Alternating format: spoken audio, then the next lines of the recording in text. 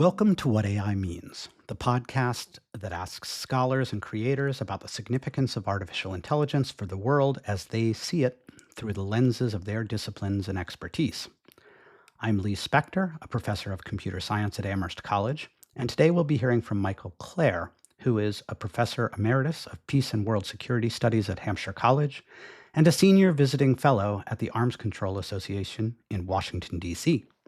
Michael Klare, welcome to What AI Means. Oh, I'm glad to be with you. Before we talk about AI, could you introduce yourself and tell us about the focus of your work? So I have spent the past 40, 50 years studying the causes and the consequences, characteristics of contemporary warfare and how to prevent war. And I've looked at everything from nuclear war to small scale ethnic conflict around the world. And my interests really are what provokes war and how to prevent it. Thank you so much.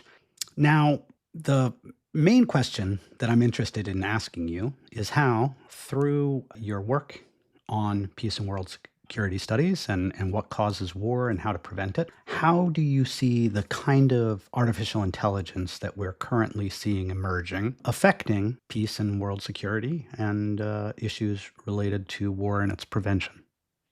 Well, we know that AI is being applied to the commercial world, to the non-military world in many, many ways.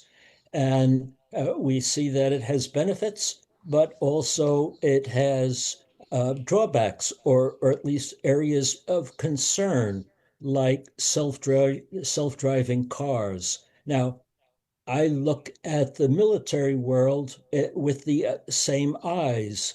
Can AI be beneficial or can it also be dangerous? Can it be a cause of increased violence? And I'm particularly concerned with whether the use of AI could result in unintentional violence, unintentional killing of civilians in conflict, and unintentional escalation of conflict that could lead to the use of nuclear weapons.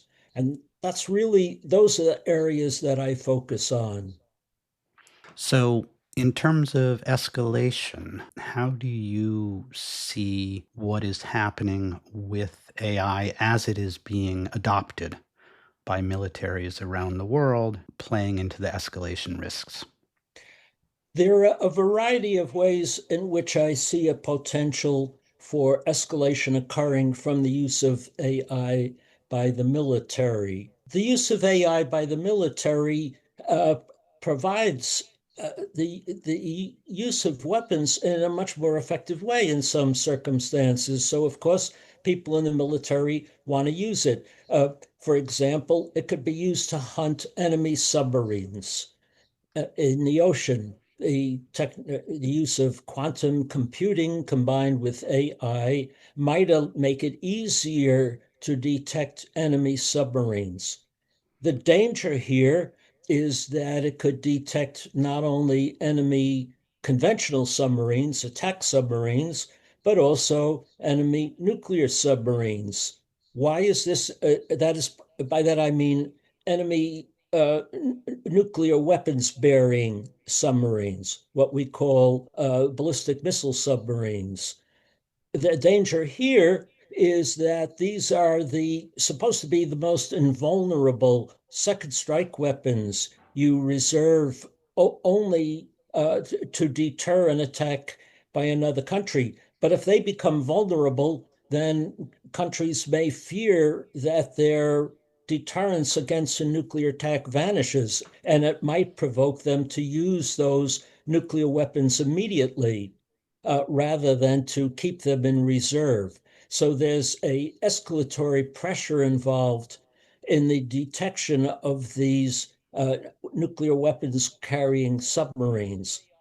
That's an example of how the technology might make a confrontation with another nuclear power more risky, more likely to touch off unintended nuclear weapons use.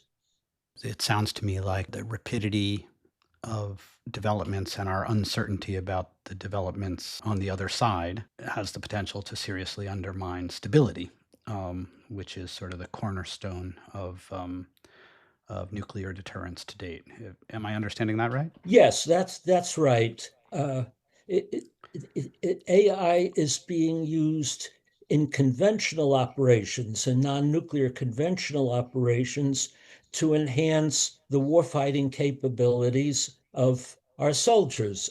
China and Russia are doing exactly the same thing to give soldiers enhanced capabilities to attack enemy forces with greater lethality and greater accuracy, and so on. And these are things that militaries naturally desire. But at the same time, these capabilities pose a risk of unintended escalatory outcomes. And that could arise, for example, by AI's malfunctioning. If you rely on an AI decision system or an intelligence support system that misidentifies enemy targets and launches attack, it could create a situation of unintended escalation and a conflict and bring us much closer to the brink of nuclear war. Thank you. I'd like to ask you to speculate a bit about the future, and maybe this would be a good opportunity to raise another issue that I know you work on, which is lethal autonomous weapons. If we imagine that the capabilities continue to increase and the systems become much more capable, I'm wondering what you see in the future in terms of the impacts on peace and world security, and perhaps in particular with autonomous weapons.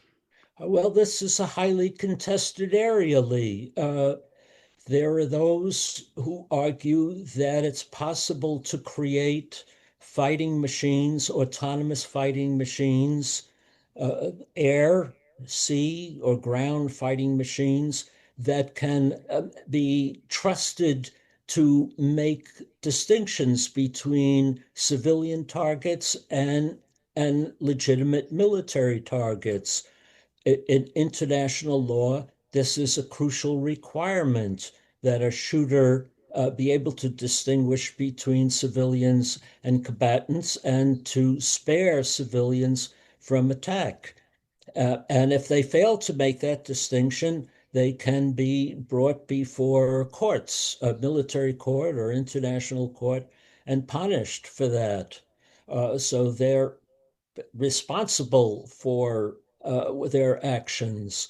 But can we trust a robot, an autonomous robot, to make these distinctions, to be able to distinguish between a soldier and a farmer carrying a plow or a rake or something that, that a human could say that's not a weapon.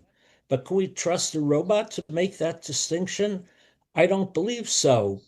I don't think machines can be trusted with the ability to take a human life without a human oversight.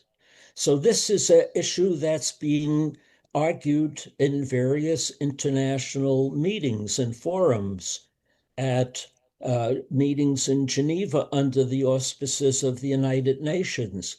And the UN General Assembly has also addressed the issue. Many governments, led by Austria, are calling for an international legal binding ban on the deployment of lethal autonomous weapon systems. Other governments, including the US and Russia, have opposed such a ban, saying that they can trust machines to be set out on the battlefield and enabled to fire their weapons with minimum human oversight. So this is a highly contested area, and people differ about it. I'm on the side that believes that machines can't be trusted with these critical distinctions and therefore should come under international control. From your perspective, talking to people who are involved in these controversies, do you have a sense of where we're going and when? Uh, I have a sense of where things are going. As I said, the US and Russia and China are opposed to a binding ban, prohibition on the deployment of autonomous weapons systems. And they're the ones that are most rapidly deploying these systems in with their forces. So the real world is moving faster, I'm afraid to say, than the regulatory world. And all of these three countries I mentioned are rapidly developing and deploying autonomous weapons of various sorts, especially unmanned drones and unmanned ships, but also unmanned tanks and eventually robotic warfare, robotic soldiers. These are all in the process of development. Well, in that context, I guess I'm going to ask you what's generally my final question in this series, which is what do you think we should all be asking and doing about AI going forward? There's a big debate in the commercial space about issues like bias in the use of AI, about the reliability and about the explainability of algorithms.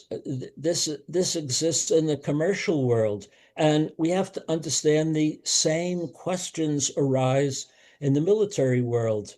And what I would say is that we need much more understanding of the ways in which AI systems can misperform, malfunction, and create unintended dangers, and what kind of controls can be established to prevent unintended outcomes. And there within the even within the technical community, there's a lot of debate about how to do this. And so, what I would call for is increased public discussion in the technical community about the risks of unintended outcomes and how to prevent them. Michael Klare, thank you so much for joining us on What AI Means. It's been a pleasure to discuss these issues with you. What AI Means is a production of artificial intelligence in the liberal arts at Amherst College. For more information, see liberal-arts.ai.